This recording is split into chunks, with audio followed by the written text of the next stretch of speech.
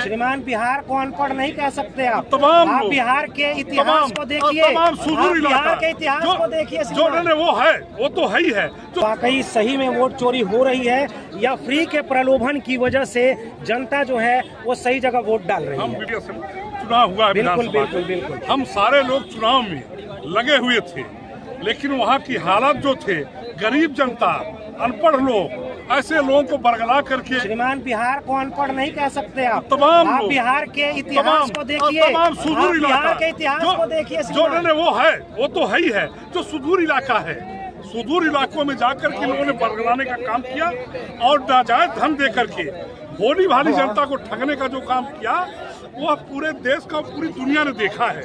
वहाँ इनका पूरा रूप से सफाया था। हम लोग गांव में, जमीनी स्तर पर गांव में गए हुए थे। देश की राजधानी दिल्ली में आज जिस तरीके से कांग्रेस की तरफ वोट चोर गद्दी छोड़ नारा दिया गया है, तो इस नारे के ऊपर क्या कहेंगे? आखिर ऐसा क्यों?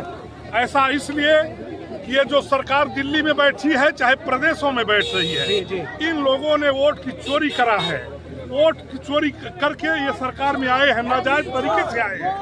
इनको सरकार में रहने का कोई अधिकार नहीं रहा। जनता ने इनको बिहार में जनादेश नहीं दिया है।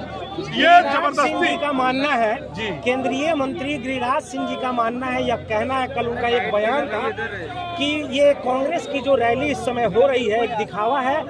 इस रैली के समापन होते ही राहुल गांधी जी विदेश यात्रा पर चले जाएंगे। आप माननीय गृह मंत्री, हमारे नेता लगातार हिंदुस्तान की आवाम की आवाज को उठाने के लिए लगातार संघर्ष कर रहे हैं। और हिंदुस्तान के अंदर ये दूसरी लड़ाई हो रही है।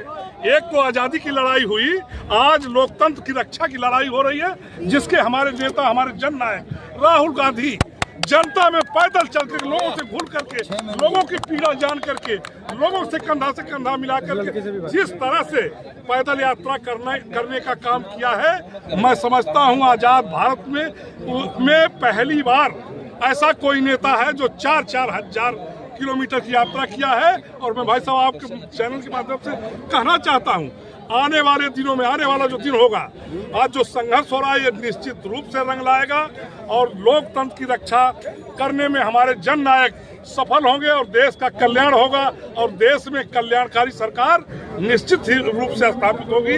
ये हम सबका वादा है।